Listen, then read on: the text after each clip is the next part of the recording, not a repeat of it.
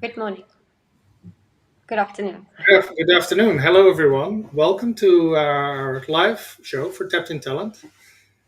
Today, we're going to discuss a little bit about what we've been up to at Tapped in Talent to help people in their journey from awareness through transformation towards manifestation, particularly professionally.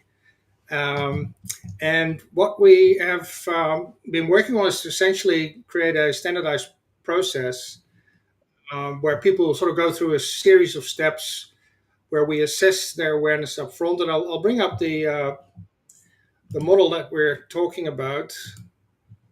Let's do it this way. So I hope that everybody can see that. So overall, our customer journey from A to Z is through the stages of awareness, transformation, and manifestation. We think about those things at a personal level initially, then secondary at an organizational level, and thirdly, if our organizations are becoming more aware of their holistic footprint on the planet, we will be able to move our entire society into a more aware state and into more of a state of abundance and like a resource based system rather than a hierarchical system as we move from hierarchies to harmony. So, um, yeah, Angelique, do you want to talk a little bit about our first experiences where we have started talking to people? Yes, for sure. I'm not sure how detailed you want me to go, but so we normally start off our candidates with an assessment. We call it the candidate assessment, candidate awareness assessment. So we just get a general idea as to how much this person that we're engaging with, how much they're aware of the fact that they create their own reality. Their thoughts become things, those kind of things. So we just do like a general assessment. It's like a short form that you complete. It takes maybe like 5 minutes. If you really know your things already, if it takes a little bit more thinking, you maybe take it 10 minutes to complete. So that's generally our first step. Once you send that back, it gets assessed by us, and then we basically book a follow-up meeting to get to know you better, to specifically learn what your goals are, your career goals, where you want to go, and maybe what some of your life goals are, because we are able to through manifesting your career goals, very often you're able to manifest your life goals. If you're not, for example, sure what I mean by that is, let's say someone wants to be their own homeowner, but they are currently working as a waiter, and they where they want to go, they don't see how to get there. So through our help, we take you to the step where you are earning, so that you, and I don't like that word because people don't earn, you make money, but so you're making enough money so you're able to afford a house. So it's in the end, it's like a whole lifestyle change. But so our initial stage is the awareness, where we determine where you're at, because obviously if people are already on a certain level, we do different things with them compared to someone that's totally unaware of these metaphysical concepts that you create your own reality and so forth. And yeah, so we do the customer awareness. After that initial meeting, we will obviously, you know, take a little bit of time to discuss among ourselves what we can do for you, and then after that, we go into stage two. And Michael, do you want to discuss stage two, or do you want to call? You probably don't call Yeah, it sure. stage two, Sure. but Yeah, so upon experience, our initial experiences with people that are sort of new to our idea of becoming more aware and becoming more tapped in, that awareness part is sort of three components. So one is external awareness uh, of things like, for instance, the worldwide financial system, geopolitical system, and the like. Things that sort of happen outside of yourself. Then your inner awareness is an area where we all have certain domains, whether it's our physical awareness of our body, our exercise, our nutrition, that sort of thing is our health, our emotional, our cognitive. our social awareness, and also our spiritual awareness, our belief systems. So we essentially just ask people to self-assess as step one, and then we can have a bit of a debate as to where there may be gaps and where people themselves think that they would like to do their development of awareness. So, for instance, spiritual awareness is a great one because we have all been sort of growing up with certain set of belief systems, whether they came from our parents, from our societies, our education, or our work systems. But now that we have sort of infinite information at our fingertips, we can sort of start rating that awareness and helping people grow it together as teams. So after that first step, we go to the second step, and that's really to discuss some of the things that came out of the initial awareness assessment, and really sort of have a chat with a candidate as to what they think it means to be more aware and how that would benefit them, whether they're in a job that they are sort of a very transactional job, which is where a lot of people are. I guess what Yes. we're starting to find the more that we talk to people is a lot of people, they haven't necessarily applied a whole lot of sort of strategic upfront deliberation about their long-term professional capabilities or desires. And it happens. It happened to me. You start something, you're not quite sure. Well, I got quite lucky, but a lot of people along the way end up just taking an opportunity because it's sort of the best one available at that time. Yeah. Um, but it wasn't until I started really doing career strategy work, which is sort of starting with the end in mind, that we can start then having a bit of a deeper understanding of, what drives a candidate, and what are the opportunities that they may have that they're not currently thinking of. And ultimately, I guess the end goal is, if you go back to the right hand side of our journey, everybody, we've all been kids once, so we all had dreams. I wanted to be a pilot, so I went down that track, and I wasn't good enough, but I still want to fly. Like that hasn't changed. So I still have that dream, and now I can do it in other ways.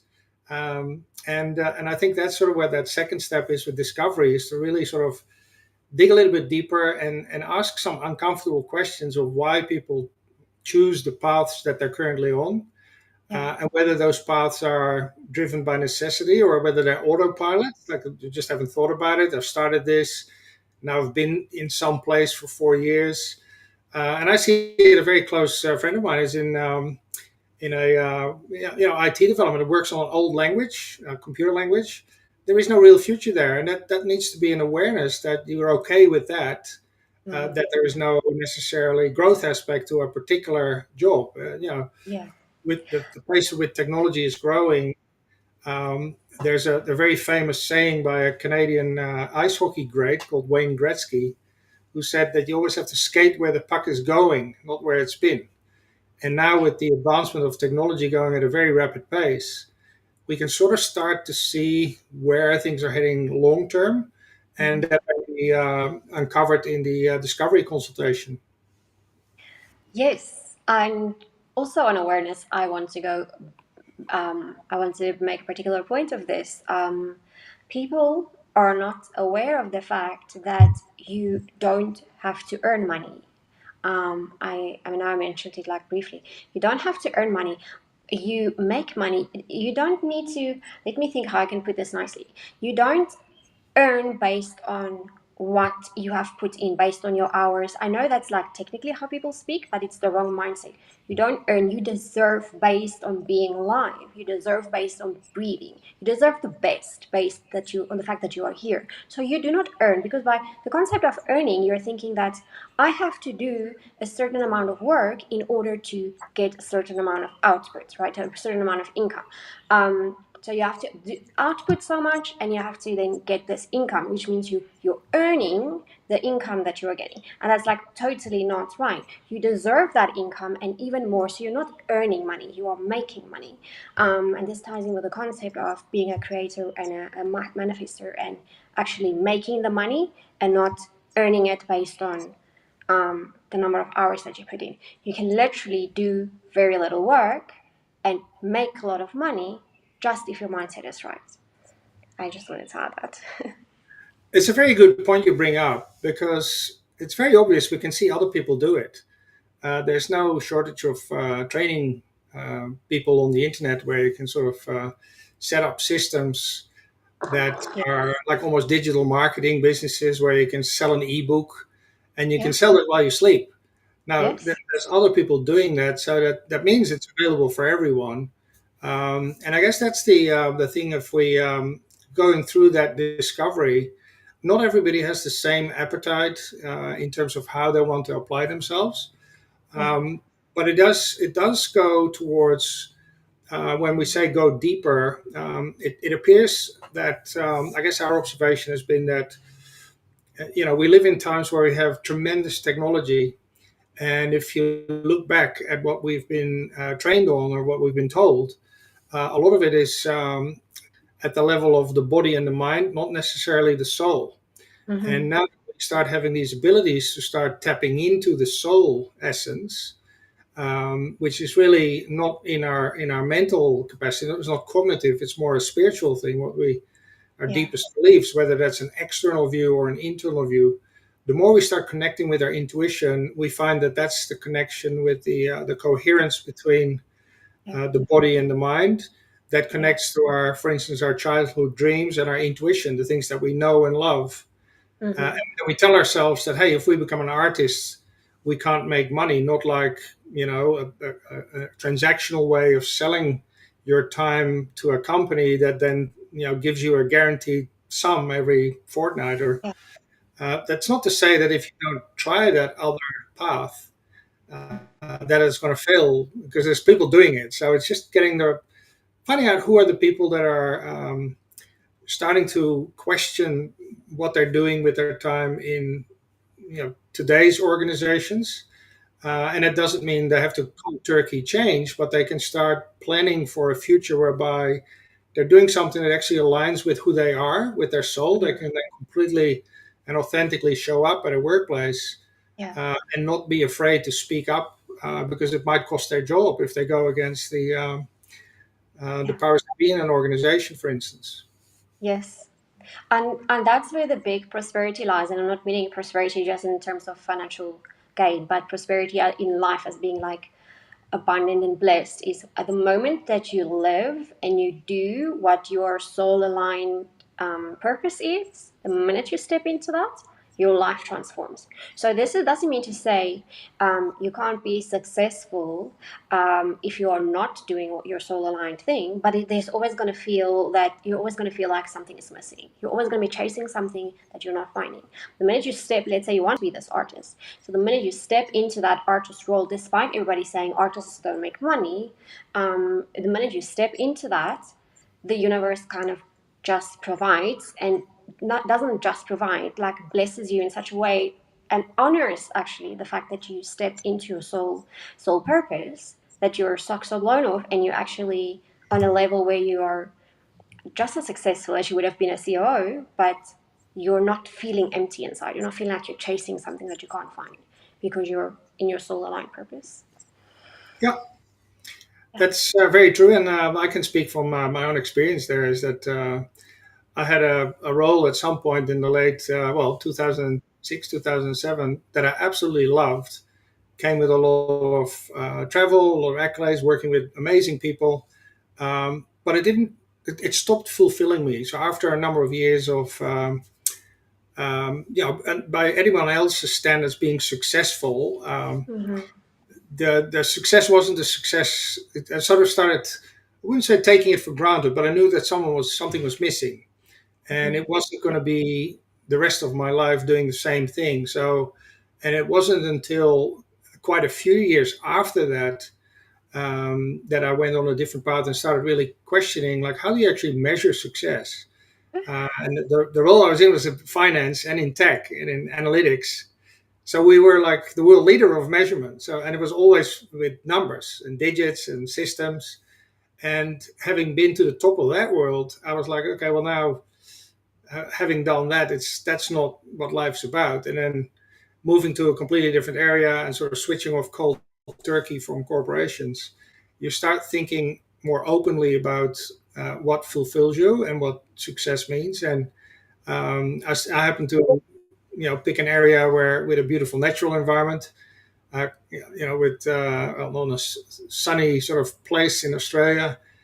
And I started getting, being really grateful from experiences with, for instance, wildlife emerging, and just other things. And then gradually you start thinking, more in sort of structural terms, and becoming more spiritual. Because I'd sort of always, in the corporate world, you're not allowed to talk about Yeah. spirituality or the soul, because that's, you can't prove that. That's sort of the thing. It's like, no, we don't believe that. Therefore, and it's sort of not what shareholders want. They just want money.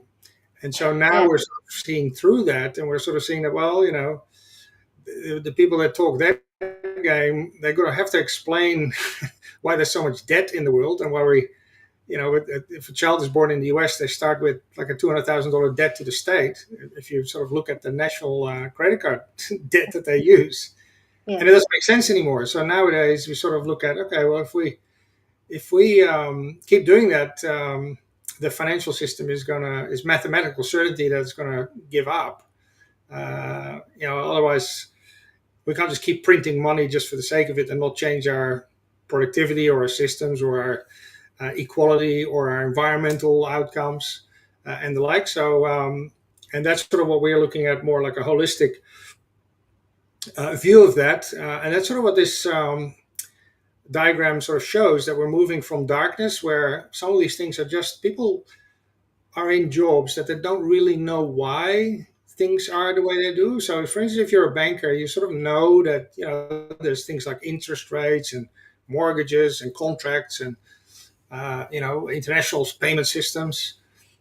But then you look at what's the purpose of a bank, say relative to Bitcoin. Now, Bitcoin is a decentralized system that doesn't have a building or a CEO. It does require energy, but it doesn't have all these other things. And you can pretty much start doing that in every other industry, and then start seeing like, hey, a lot of this is just all about money and about control and about surveillance nowadays. Like we're talking about Yes. digital ideas, and we're sort of stepping away from that world Mm. because we can see a new world that doesn't require any of that. So Yeah. starting to sort of help uh, other people raise awareness that we can live without yesterday's constraints and Yes. transform towards something that's much more aligned with who we really are as people, and sort of go back, get offline, get back to communities, family, and so Yes. on. Yeah, so we are building the new world. I think we mentioned it on a previous chat as well. We are building the new world, and when you join us building this new world, the sooner you join, the quicker you're in, the faster you're away from all the systems. And the other thing is, the stronger we are. The more we are, the stronger we are. So, um, we are building this world, as you were saying, without all of these hierarchical systems, the constraints, the monitoring, the digital IDs and all of that. That world can exist. It's really possible for that world to exist, but it requires humanity as a whole to say we are not happy with these other things. This is what we're looking for. And it's not a matter of resisting that so much, it's a matter of shifting your focus. It mustn't be like, I hate the digital ID, I'm not going to participate in that, blah, blah, blah. You're going to be like, I'm not even thinking about the digital ID. This is what I want to do. I want to be part of the new world. And you just shift your focus. So, the other thing, when you were speaking, what I was thinking about, which made me laugh, is how do you know that you're not an NPC if you're sitting like in a job and you're feeling unfulfilled and you have feelings and you're like, what am I doing here? What's my life worth? All of that. If you have thoughts like that, then you know you're not an NPC. If you don't think like that at all, you must consider perhaps you're an NPC. Thanks for mentioning that. That's actually a really good point that you make about, the sooner we Yeah. um, move in a on a different path, the sooner we'll get better outcomes. And Yeah. particularly because I've been stuck for too long trying to fight yesterday. Yeah. So I don't want to get into a lot of depth on this, but I've learned the hard way that you can waste a lot of energy Yeah. fighting the hierarchy, Mhm. because if that's all there is, if you put a ring fence around that system, the people that are currently in charge and at positions of authority in that hierarchy, they don't want to lose their authority. And it's intrinsically divided. So the people that are at the bottom of the hierarchies, they don't particularly like it there very much because they got cost of living pressures, and they have to do all these things. They have to keep the lights on and send the kids to school, pay the mortgage. So they sort of really don't have the bandwidth to think differently without really choosing that. Um, and I had to learn that there's no point in trying to resist that old system. You just got to let it be, and also no longer trying to wake people up. That's for everyone on their own time. And what we are therefore distinctively doing now is to show that there is a different path. We're only just starting, so this customer journey may change tomorrow because we're allowed to change our minds. But so far, we've been having amazing feedback from the businesses that we've spoken to, the candidates. I'm working on a presentation now that sort of looks at the engagement surveys of people that work in large organizations, and pretty much the feedback is universal. A lot of people are not really clear. They've got anxieties. They question management. They don't see career progression. That they're struggling. I think a common complaint that I've seen now is particularly people that are looking for new work in the old world, that everything is AI driven. So if you can send 20 applications, you don't even get a response anymore. So it's Yeah. all dehumanizing, Yeah. and I don't think in that old world that's going to get better anytime soon. Yeah. And that's why we are sort of coming up with this new world, and we can see where things are going. So that's also a topic for another live show. But we already know that we're going to have free, unlimited energy, which changes everything. It changes how we drive cars, how we don't need chargers anymore for our phones. We don't need utilities anymore. So there's so much transformation ahead Yeah. of us. We need to Yes. completely upgrade our education systems. It has tremendous positive benefits for our healthcare systems. And so we're only just starting to organize for that future. And that's, Angelique, to what you were saying, the more we can get people away from fear, away from hierarchy, into harmony, working on a place of love, uh, you know, the sooner we're going to be having the network effect of more people working on these things, and the sooner we'll be able to achieve it. Yeah. There's another point I want to make about our first encounters and engagements with candidates, especially, and just people that have been commenting on posts and everything. I get a lot of resistance from people saying, "Work like God, that's offensive," or that's like. And I want to explain that, and maybe we won't be able to do that justice now. But it is really with the idea of if you had no constraints and you had knowledge and oversight of everything, would you still do the same thing that you did yesterday? And for a lot of people, if you dig a little deeper, that answers, chances are that answer is no. So, as children, we all have dreams, and then we get thrown into this world with constraints, a world that we never agreed to, that already existed prior to our birth, and that applies to everyone alive today. Um, So we've sort of been getting constraints and obstacles thrown in the way for us to be who we really are as equal beings, and we want to break that wide open and sort of say, hey, if there is a constraint, maybe we can talk about that and remove that constraint Yeah. and move into an area that is a positive area where we sort of Yeah. work from a place of unconditional love, which is what God does, whoever you Yes. think God is. Yeah. Yeah. I was gonna say I don't subscribe to the notion of a god, but if we want to talk about the notion of a god, this being or this thing that is all knowing, all present, all Yes. all of Yeah. those things, all of the oms. If we want to talk about that, is do you think that being would be sitting in your sucky job that sucks the life out of him, her, daily? Do you think so? No. So then, if you want to work like God, get out of what you're doing. It's that easy. God wouldn't sit there, so why should you? Yeah. There's a famous comedian who once said, uh, I think he was North American. I forget the name, but anyway, he basically said God is either impotent or tremendously careless. So either you're all powerful and you can solve problems on the planet, and you Yeah. wouldn't have all these wars, you wouldn't have all this killing going on, or you just don't care.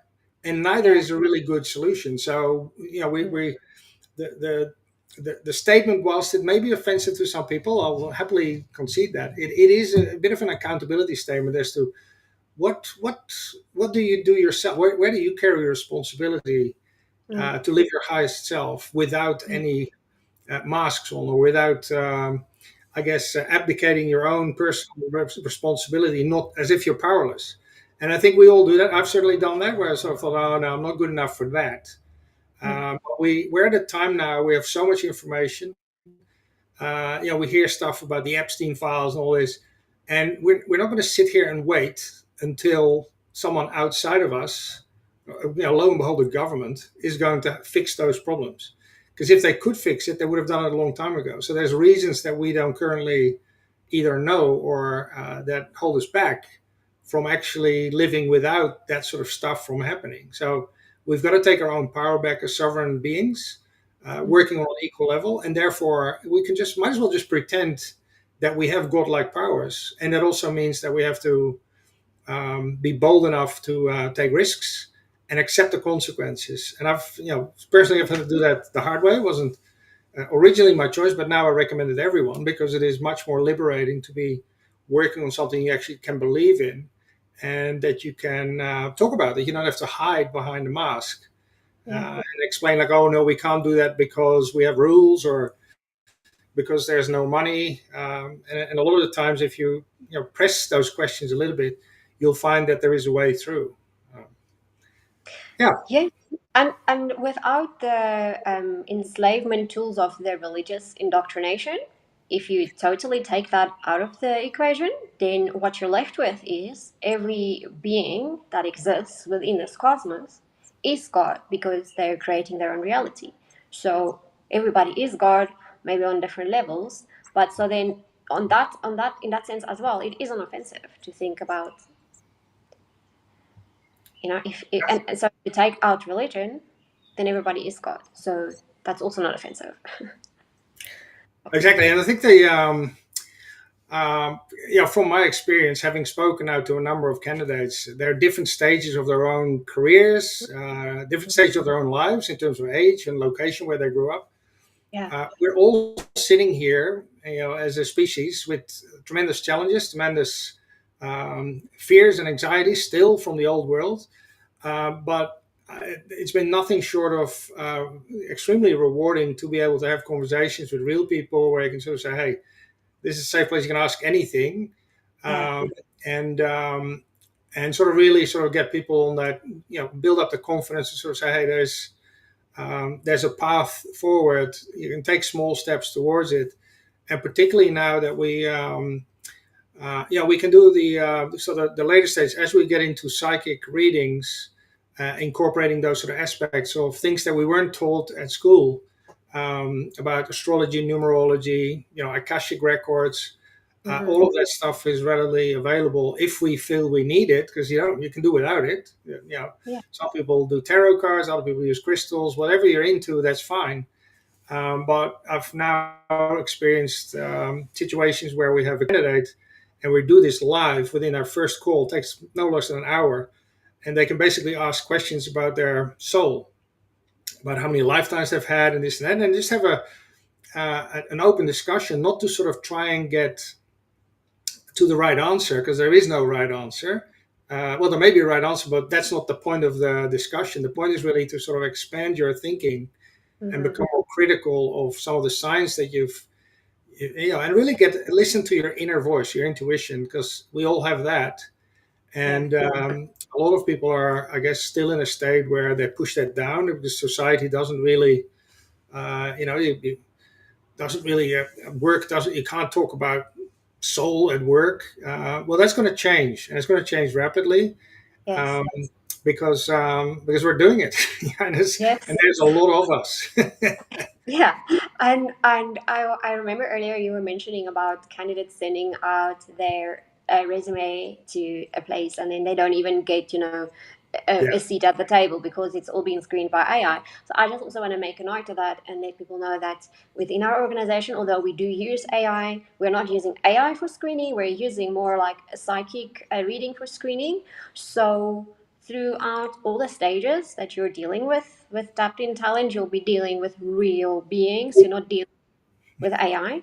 So it eliminates that thing where you get overlooked because you didn't have the right terminology in your resume, so you get overlooked completely. So it eliminates that, Yeah. and you get a psychic reading. So this is like Yeah. AI reading, psychic reading is like such a big difference. So It's a very important point. mm, So, and I'll say it this way, that information. So when I'll bring up God again. So God threw us a curveball because he made data only available for the past.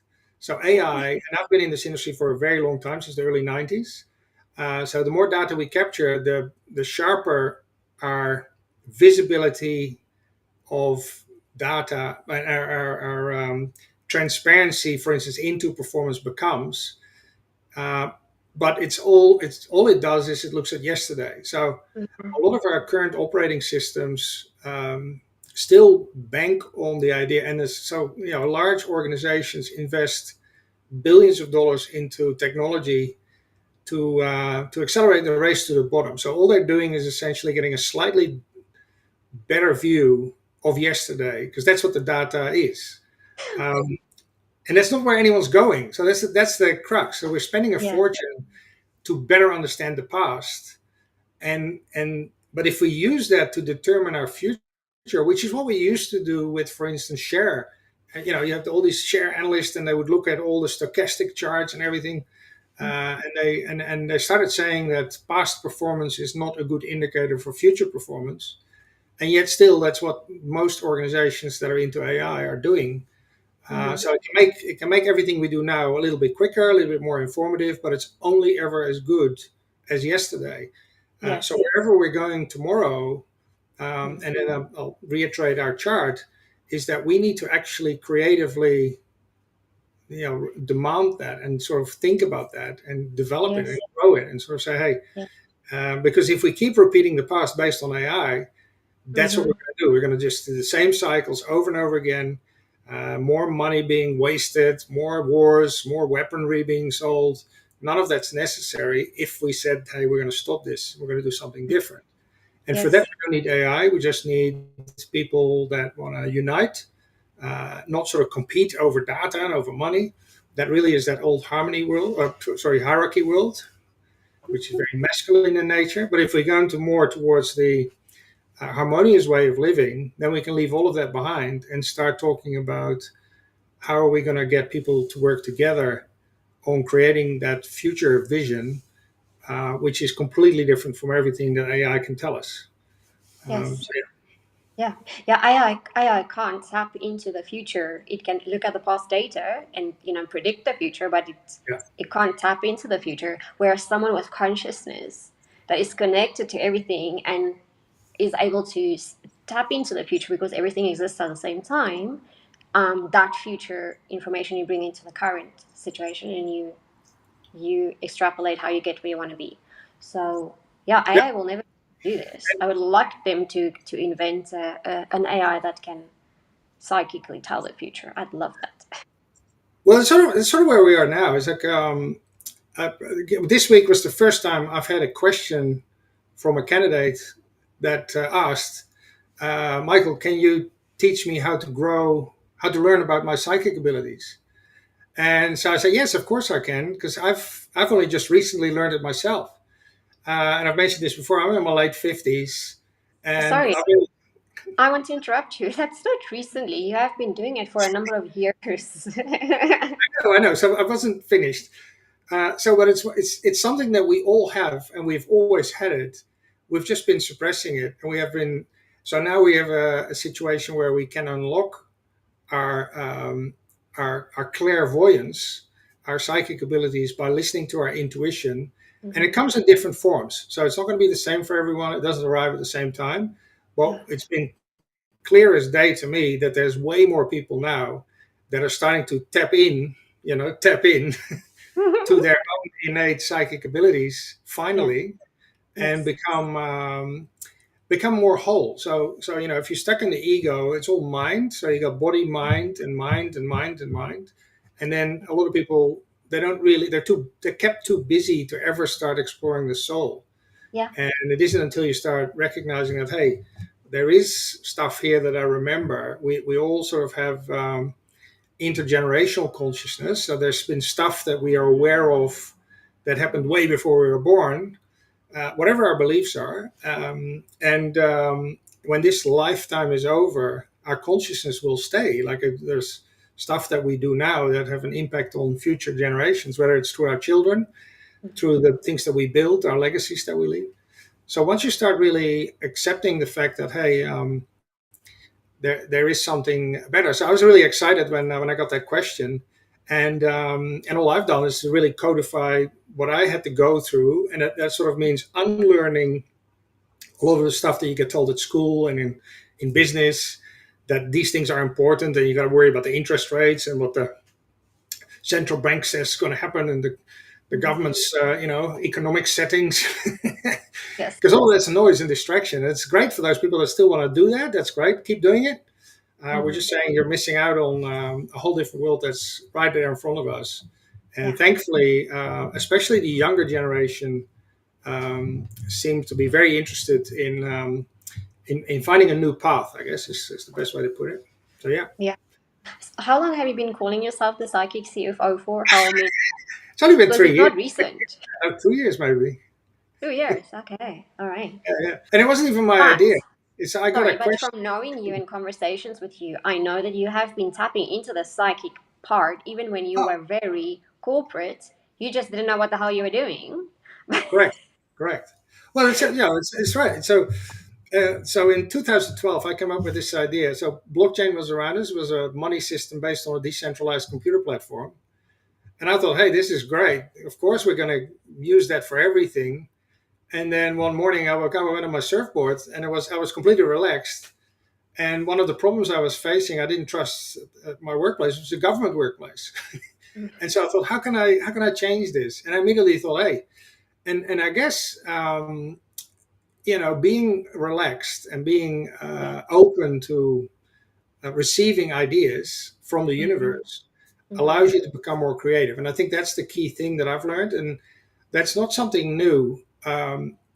Even when I was sort of working in a corporate environment, I was under so much pressure without having the required experience to be coming up with solutions that I already became creative in those days. I just never thought of it as intuition or psychic abilities. Now, if I look back, yeah, damn right, it was intuition. I just had to make quick gut-based decisions. I Yes. didn't have time to go to a management consulting firm and get a 100-page report. I just had to make quicker decisions. So you had to trust your intuition, and the realization. Well, I first went to a psychic in 2019, so that's 5 years ago, 5.5 years ago, and it was about 2.5 years ago, I think, when someone asked me if I could do a psychic reading, and I just randomly said yes. Never done it before, and that's when I changed my LinkedIn title to "Hey Psychic CFO." Yeah. Of course, to a lot of grief because no such thing exists until then. Yeah. Yeah. Well, that's all about what That's we're totally doing. this. Yeah. Yeah. Um. So I don't know if you want me to share a quick anecdotal story that ties in with this, following your intuition and um, being able to, roll with uncomfortable and unknown territory. I don't know if you want me to go into a short story on that. Well, you've brought it up now. Now you're going to have to, Angelique. Okay. All right. Okay. So this week I've been discussing with a friend this community that we're building. So it's very much like an eco estate kind of thing, self sustaining, all of that, education for kids, it's all of that. Like, so it's really like a new world community that we're building, and so we had a call on Friday. Yesterday, we had a call on Friday. Uh, straight after the call, I walk for my day walk, and on my way, I pick up a feather. Like this, I found this feather lying in the street, And like looking at it, I was just like, it like when I saw it, it just looked significant. Yeah. And it's just a random feather. So, you see feathers all the time, but looking at this feather, it looked significant. So, this is the part where, like, intuitively thinking about something when you see it and you recognize that this is something that's important, right? So, I picked it up. When I got home, I looked at what it is. And at first, I was rather disappointed because this is the feather of a babbler. It's an arrow babbler in South Africa. And I was like, ugh, Okay. what kind of bird is that? Whatever. And then Yeah. I was like, let me not discard this situation because I know I felt something when I saw it.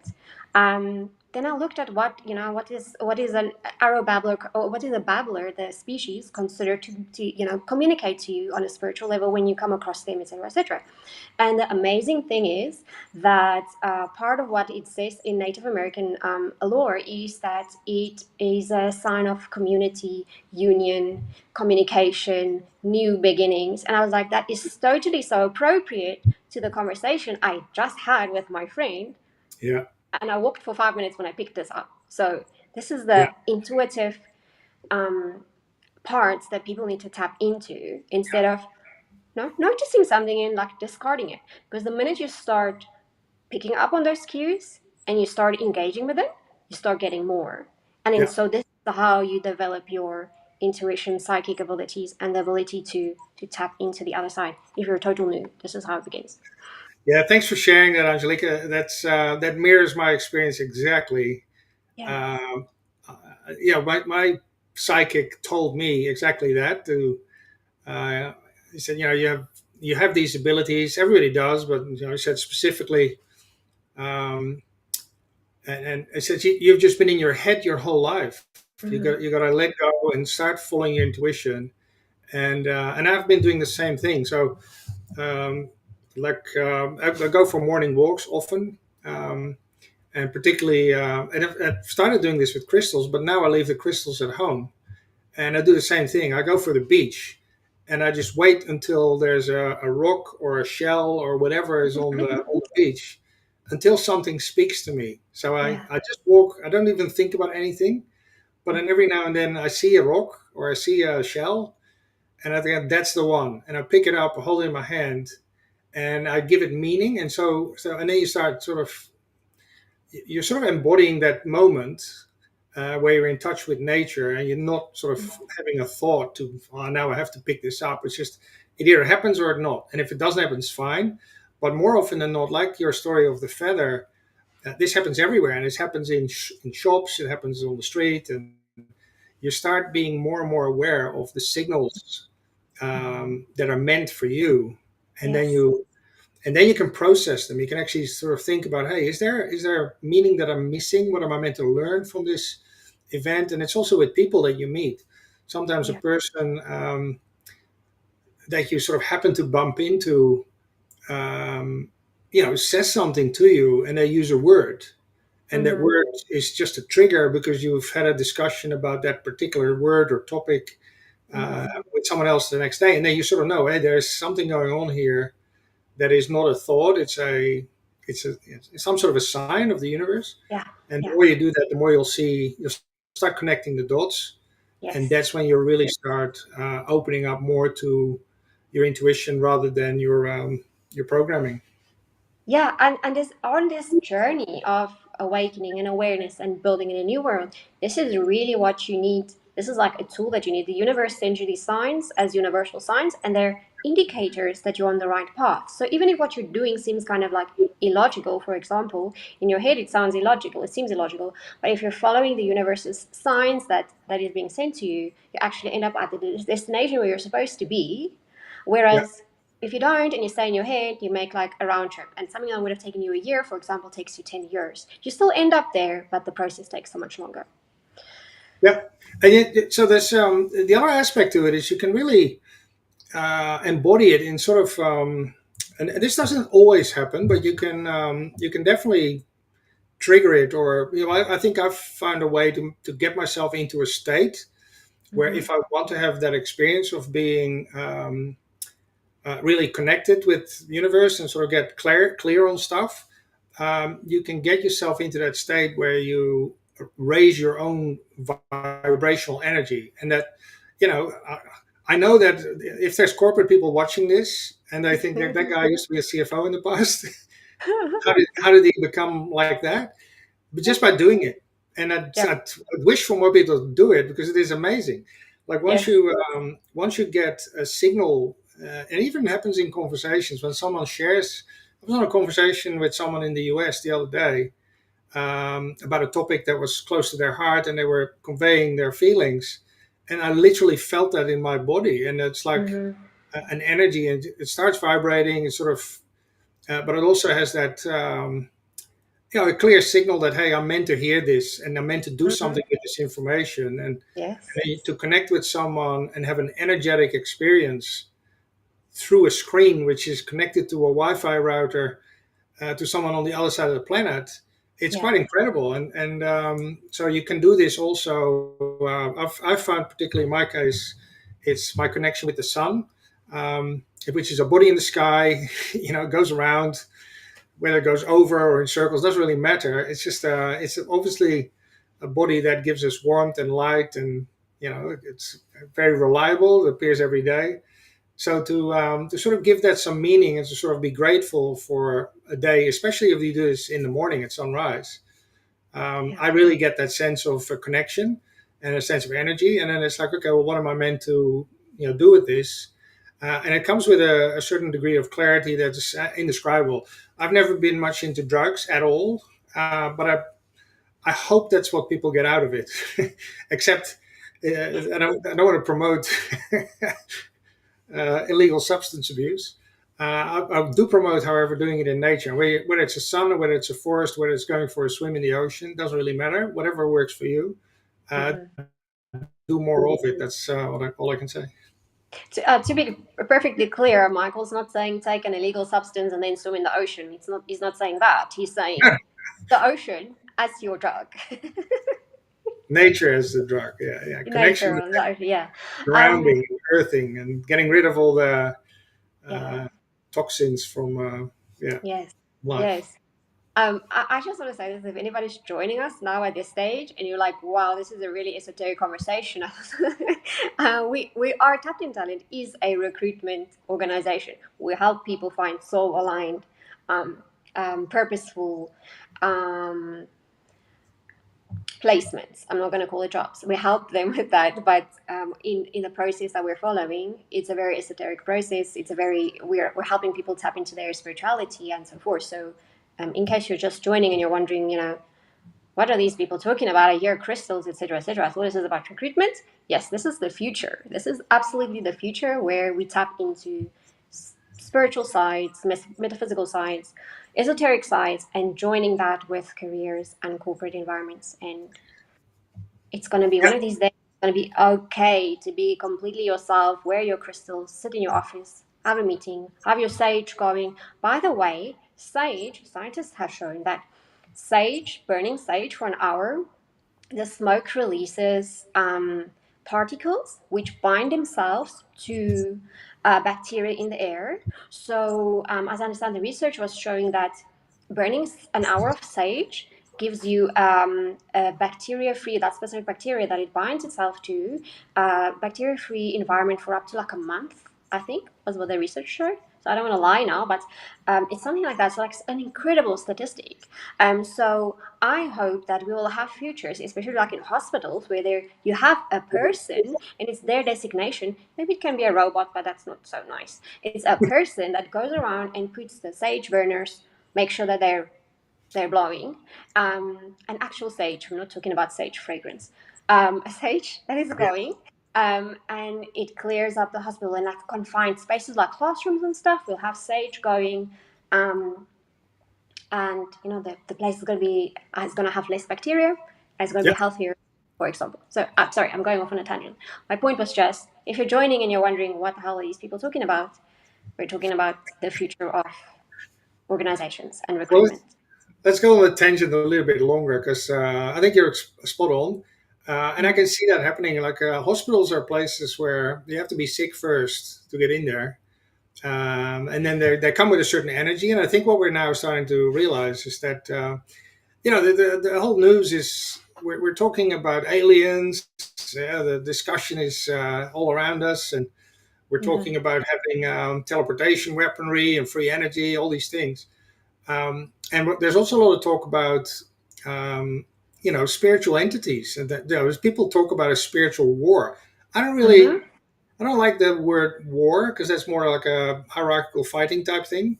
But I think it's going to get harder and harder over time to maintain the position that we are alone. And I'll say Yeah. that very gently. And Yeah. so, sage has been known throughout ancient cultures Yes. to be managing and eradicating negative spirits. And Yeah. so, there's things like Palo Santo that you can do it with Yes. incense. You just start merging some of the things that are from Eastern or South American ancient cultures. Mm-hmm. Don't discount the Yeah. Australians either, the originals. They have tremendous healing capacity that has nothing to do with big pharma or big money or big Yes. tech. Yes. Um, and yeah, so these things are definitely coming towards us. Yeah. And the more you can sort of be ready and be open to that existing, the more you can integrate it into your daily life and Yeah. therefore become more whole and more your whole authentic self. And Yeah. I wanted to pick up on what you said about we're an employee services firm because and that's why I brought up that picture again of our customer journey. I just want to specify that this is for where we're starting with our service offering is mainly with individuals, Mm-hmm. but there's a separate customer journey for enterprise, for organizations. Mm-hmm. And there we really sort of start seeing ourselves merge into a management, like a psychic management consulting firm that operates at a higher level awareness than Mm-hmm. any of yesterday's firms. Yeah. So, if you want to stay in that world of tax returns and systems and heaviness, project management of IT systems and the like, we can happily refer you to some amazing consulting firms.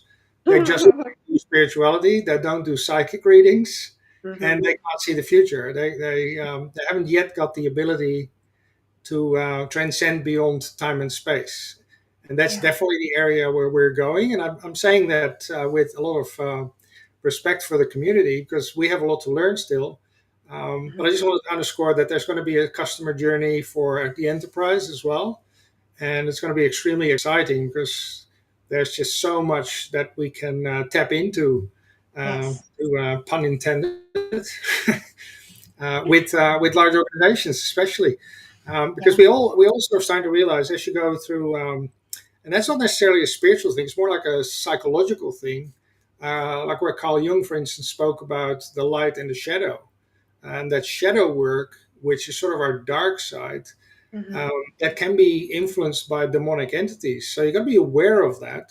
That's why our Yeah. first step is always going to be awareness.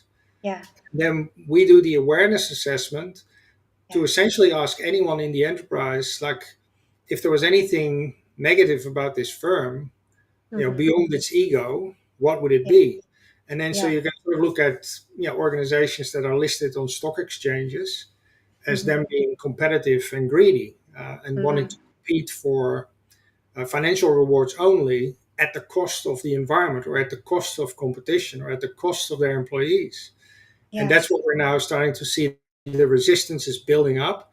People that Yeah. work in those organizations complain about toxicity, that they're depressed, that they don't see, have no hope for the future left. Mm-hmm. And if that resonates with you, come and talk to us because we can see, like, we're literally intoxicated with opportunities for the future.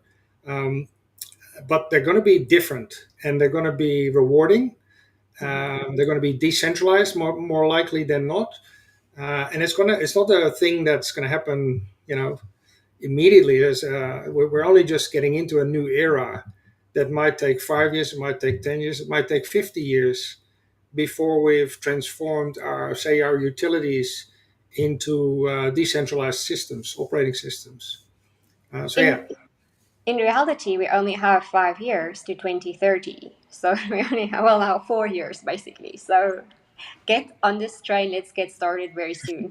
Um, I just want to go back into this, looking at this awareness to manifestation. And I'm thinking, if you're sitting there and you're a Christian and you're thinking, you've been told that manifestation is demonic and you must not engage with that. It doesn't mean that you still can't work with that. You can work with that on the first three steps, maybe, or maybe on the first two steps, which is still going to benefit your life. Because let's make this point clear.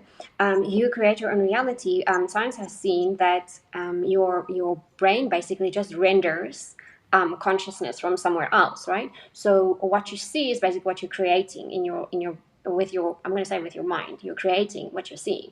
And I know that for religious people, this is going to be like, no, my God creates everything. Okay, so your God creates everything, but your God made in his image, you have the ability to do this. And the other thing is, even if you don't want to go that deep into it, just having awareness of what is happening, knowing that big pharma and what they're doing to you, knowing about how your children are being indoctrinated to be slaves and employees instead of being powerful people that make their own, let me say, like, let me not be too esoteric on that, powerful people that have the ability to speak the life that they want into existence. So just becoming aware of these things, and I can go into it some more. Being aware that your thoughts are things. Let me tell you something. If you as a Christian become aware that your thoughts are things, even your Messiah have said these things in the books that you read. If you become aware that he said or if I know you might know it, but if you are aware that he says like things like the power for life or death lies in your tongue or something like that.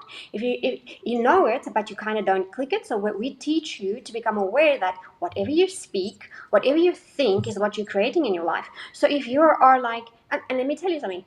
If you're strictly believing that your God is creating everything and your God is doing everything for you, what you are speaking into life, according to what your Messiah said, is the ability that your God gave you. So you're not working outside of the framework of your religion. Your God said to you, you are creating within your tongue-alized little powerful life or death, something like that. So you're just becoming aware of what kind of language you're using, what kind of words you're using, what kind of thoughts you have already changes your life, and your God's going to be just like, thank goodness you're making things easier on me, because you're not speaking death all day long, but I'm trying to get you to, a better life. So even if you're religious and you don't want to go to the manifestation part, doing the awareness part is going to change your life already. Excellent. Well said.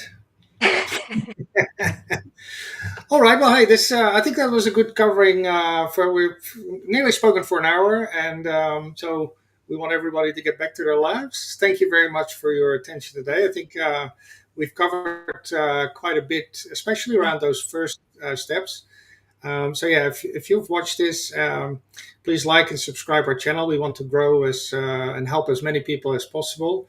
Yeah. We're Because we are in our introductory phase. We're still sort of building up our systems and our processes. For now, a lot of what we do is just free of charge. Is hook in, connect with us, talk to us. We are sort of living for feedback.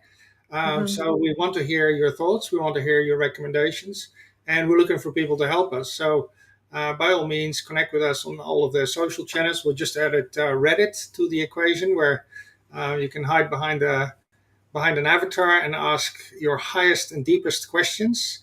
Yeah. And we will be checking that daily. So no reason not to get tapped in. So yeah, that's I guess my final words. Angelique, do you want to make some closing remarks? I don't think I need to. I think you said it perfectly well. I just want to say, get onto this thing as soon as possible. The more you delay, the longer you delay your success. That's all. Excellent. Well, that's a great way to leave it there. So thanks everyone for joining us today, or if you're watching us later. And yeah, get in touch if you like. And other than that, we look forward to seeing you on the next video. Yeah.